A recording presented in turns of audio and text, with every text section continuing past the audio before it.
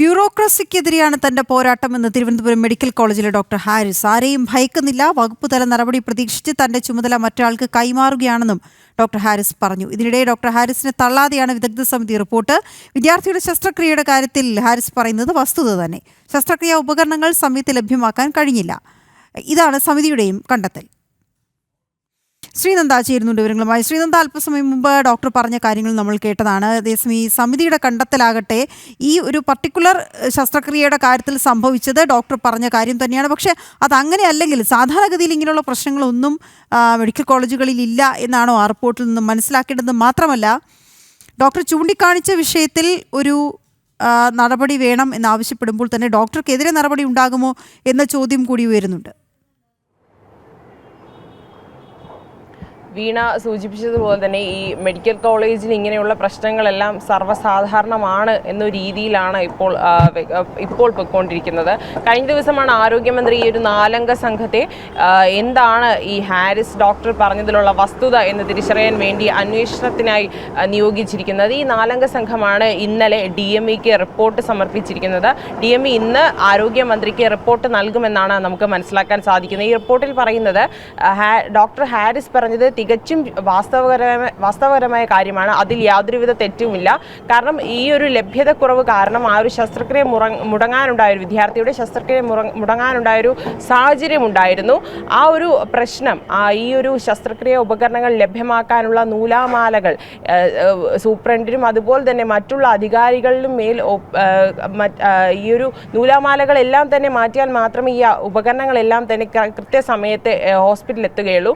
ഈ ഒരു നൂലാമാലകളെല്ലാം പരിഹരിച്ച് സൂപ്രണ്ടിനും അതുപോലെ തന്നെ പ്രിൻസിപ്പലിനും ഈ ഒരു പ്രശ്നങ്ങൾ പരിഹരിക്കാനുള്ള നടപടികൾ, ഉപകരണങ്ങൾ എത്തിക്കാനും അതുപോലെ തന്നെ മറ്റുള്ള നടപടികൾക്കും വേണ്ടിയുള്ള അധികാരം നൽകണമെന്നാണ് ഈ ഒരു റിപ്പോർട്ടിൽ സൂചിപ്പിക്കുന്നത്. അതുപോലെ തന്നെ ഹാരിസ് ഡോക്ടർ FB പോസ്റ്റ് ഇട്ടതിനെ കുറിച്ച് ഈ റിപ്പോർട്ടിൽ ഒന്നും തന്നെ പറയുന്നില്ല. കാരണം അത് തങ്ങളുടെ റിപ്പോർട്ടിലോ തങ്ങൾ അന്വേഷിക്കേണ്ട കാര്യമോ അല്ല. സർക്കാരാണ് അതിനുള്ള തീരുമാനം എടുക്കേണ്ടതെന്നാണ് ഈ ഒരു വിദഗ്ധ സമിതി അല്ലെങ്കിൽ ഈ ഒരു റിപ്പോർട്ട് നൽകിയ വിദഗ്ധ സമിതി പറയുന്ന ഒരു കാര്യമെന്ന് പറഞ്ഞാൽ, ഇതിന് മറുപടിയായിട്ടാണ് കുറച്ചു മുൻപ് ഡോക്ടർ ഹാരിസ് ചിറക്കൽ മാധ്യമങ്ങളോട് സംസാരിച്ചത്. അദ്ദേഹം പറയുന്നത് പറഞ്ഞാൽ താൻ ചെയ്തത് ഒരു തെറ്റ് താൻ ചെയ്തു. കാരണം ഈ ഒരു FB പോസ്റ്റ് താൻ ഇടാൻ പാടില്ലായിരുന്നു. അത് തൻ്റെ ഭാഗത്തു നിന്നുണ്ടായൊരു വലിയ പിഴവാണ്.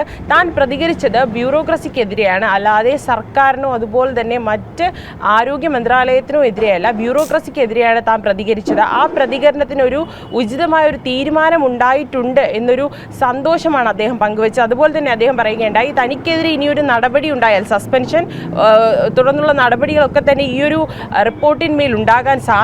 അതുകൊണ്ട് തന്നെ തൻ്റെ ചുമതലകളെല്ലാം തന്നെ തൻ്റെ കീഴിലുള്ള മറ്റ് ജൂനിയർ ഡോക്ടർമാർക്ക് നൽകിയിട്ടുണ്ട്. താക്കോലും അതുപോലെ തന്നെ താൻ നോക്കുന്ന പേഷ്യൻസിനെ എല്ലാം തന്നെ മറ്റൊരു ജൂനിയർ ഡോക്ടറിനെ ഏൽപ്പിച്ചതിന് ശേഷം താൻ ആ ഒരു നിയമ നടപടികൾ നേരിടാൻ വേണ്ടി തയ്യാറായിട്ടാണ് ഇപ്പോൾ നിൽക്കുന്നതെന്നാണ് ഡോക്ടർ ഹാരിസ് കുറച്ചു മുൻപ് പ്രതികരിച്ചത്.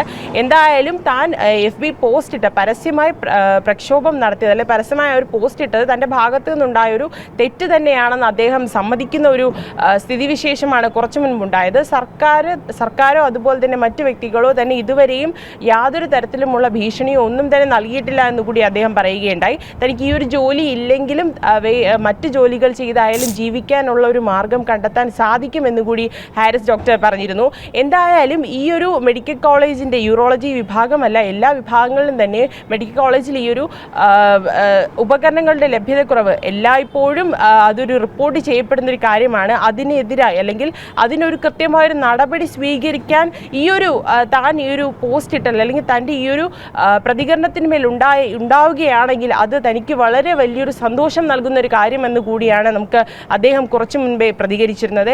എന്തായാലും ഈ ഒരു റിപ്പോർട്ടിൽ പറയുന്നത് ഈ ഒരു ശസ്ത്രക്രിയ അല്ലെങ്കിൽ ഈ ഒരു ഉപകരണങ്ങളുടെ ലഭ്യതക്കുറവ് എന്തുകൊണ്ടാണ്, ഇതിനു മുൻപ് ഇങ്ങനൊരു ലഭ്യതക്കുറവ് ഇതുവരെയും സൂപ്രണ്ടോ അതുപോലെ തന്നെ ആരോഗ്യവകുപ്പ് ആരും തന്നെ ഇവരുടെ ശ്രദ്ധയിൽപ്പെടുത്തിയിട്ടില്ല. അതുകൊണ്ട് തന്നെ ഈ പെട്ടെന്നുണ്ടായൊരു പ്രശ്നമായതിനാൽ അതിന് തക്കതായൊരു തീരുമാനം അല്ലെങ്കിൽ തക്കതായൊരു നടപടി ഉടൻ തന്നെ സ്വീകരിക്കുമെന്നാണ് ആ ഒരു റിപ്പോർട്ടിലും ഡോക്ടർ 4 അംഗ സംഘം നൽകിയ റിപ്പോർട്ടിലും പറയപ്പെടുന്നത്. എന്തായാലും നടപടികൾ എന്തായിരിക്കുമെന്ന് നമുക്ക് പുറകെ കണ്ടു തന്നെ അറിയണം.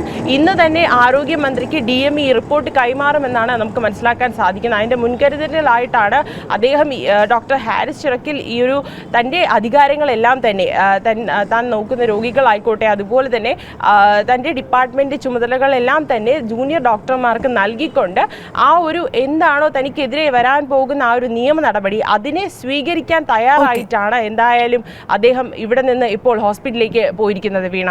ഓക്കെ, ശരി ശ്രീനന്ദ.